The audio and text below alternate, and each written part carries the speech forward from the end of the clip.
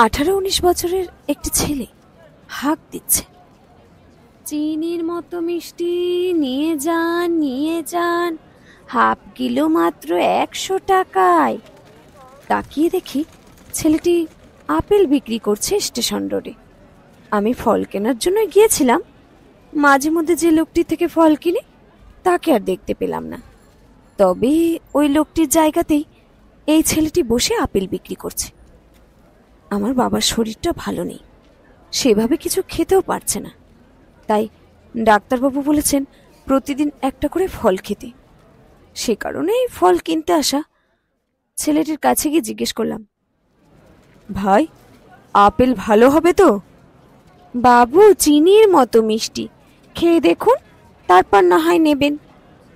কে আর খেয়ে দেখে? তা আমি বললাম, বেশ, তুমি যখন বলছো চিনির মতো মিষ্টি, তাহলে 1 কেজি দিয়ে দাও। 1 কেজি আপেল কিনে নিয়ে বাড়িতে আসি।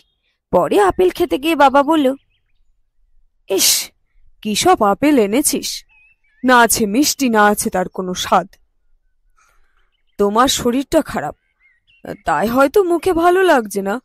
আপেল কেনার সময় ছেলেটি বলল যে খুব মিষ্টি হবে। তুই তাহলে মুখে দিয়ে দেখ, মিষ্টি কি টক। কাটা আপেলের টুকরো থেকে এক টুকরো মুখে দিতেই বুঝলাম একদম মিষ্টি নেই। বাবা ঠিকই বলেছে। ভাবলাম পরের দিন একটা আপেল নিয়ে গিয়ে ছেলেটিকে খেয়ে দেখতে বলবো। এভাবে ঠকিয়ে দেওয়াতে খুব রাগ হলো আমার। পরের দিন কাজ থেকে ফিরছি। আমাকে প্রতিদিন স্টেশন রোড হয়েই বাড়ি ফিরতে হয়।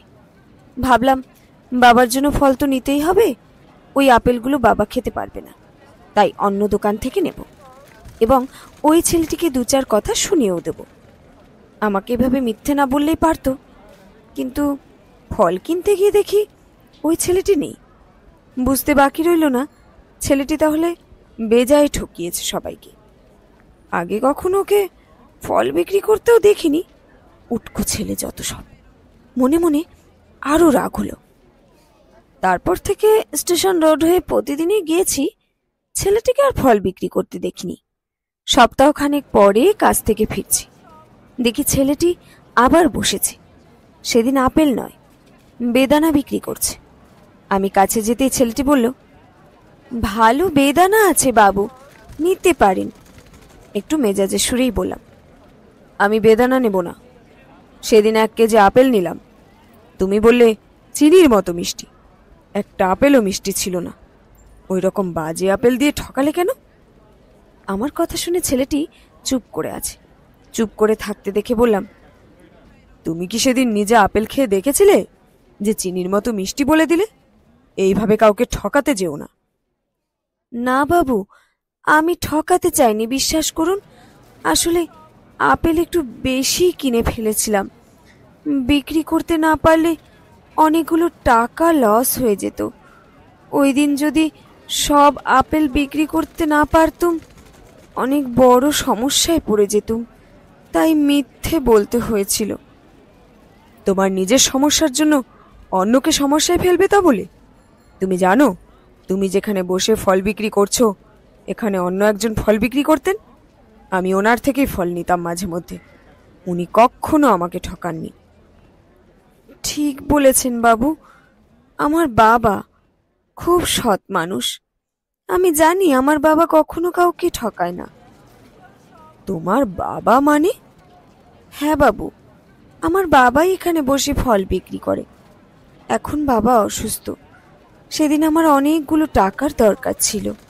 আপনি যেদিন আপেল কিনেছিলেন তার পরের দিনে ছিল আমার বাবার অপারেশন। বাবার কিডনিতে স্টোন ছিল।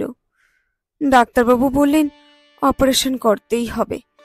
এই কদিন বাবাকে নিয়ে ব্যস্ত ছিলাম তো, তাই বসতে পারিনি। সুস্থ হয়ে গেলে বাবাই আবার বসবে।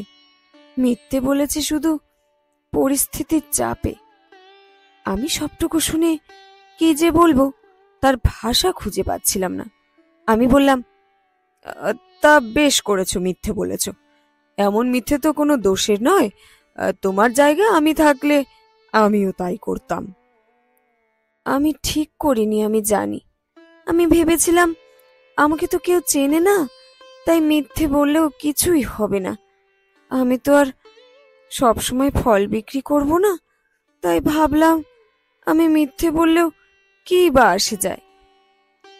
তুমি আর ফল বিক্রি করবে না কেন? তুমি কোথায় যাবে?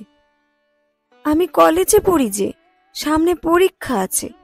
আমার বাবা বলে পড়াশোনাটা ভালো করে কর, একটা চাকরি পেতে হবে যে। একটা কথা বলবো বাবু? নিশ্চয়। আমি যা করেছি আমার বাবার জন্য। পরের বার যখন ফল কিনতে আসবেন, যদি আমার বাবাকে দেখেন, দয়া করে আমার এই মিথ্যেটুকু আমার বাবাকে যেন বলে দেবেন না। এই অকপট স্বীকারোক্তি আমাকে কিছুক্ষণের জন্য থামিয়ে দিয়েছিল। মুখে যতই বড় বড় কথা বলি, বাস্তব কিন্তু অন্য কথা বলি। ভাবতে থাকি নিজের কথা। আমার বাবাও অসুস্থ। বাবাকে ভালো রাখার জন্য আমিও আমার ক্ষমতা অনুযায়ী সর্বোচ্চ চেষ্টা চালিয়ে যাচ্ছি। একজন ফল খাইয়ে বাবাকে ভালো রাখতে চায়, আর একজন ফল বিক্রি করে বাবাকে ভালো রাখতে চায়। দুজনেরই উদ্দেশ্য বাবাকে ভালো রাখা। আর বাবা মাকে ভালো রাখার জন্য সব সত্যি কথা হয়তো জানানো যায় না। বাবা মা জানতে পারলে মন খারাপ হয়ে যাবে। আমি কি সব সত্যিটুকু বাবাকে বলতে পেরেছি? আমি যে চাকরিটা করতাম, সেই চাকরিটা যে আর নেই, সেটা তো বাবা মা জানেই না। এখন একটা দোকানে কাজ করি। সত্যিটুকু জেনে গেলে বাবা হয়তো ফল খেতে চাইবেই না আর। সত্যিটা যে আমিও বলতে পারিনি। কিছু মিথ্যে জীবনকে অনেক দিন বাঁচিয়ে রাখে। সত্য সুন্দর হয় জানি, জীবনে কিছু কিছু মিথ্যে যা চিনির থেকেও মিষ্টি হয়ে থাকে। শেষ হলো আজকের গল্প, চিনির থেকেও মিষ্টি। কলমে সরজিৎ ঘোষ। গল্পটি ফেসবুক পেজ থেকে সংগৃহীত হয়েছে। ফেসবুক প্রোফাইলের নাম লেখক সরজিৎ ঘোষ।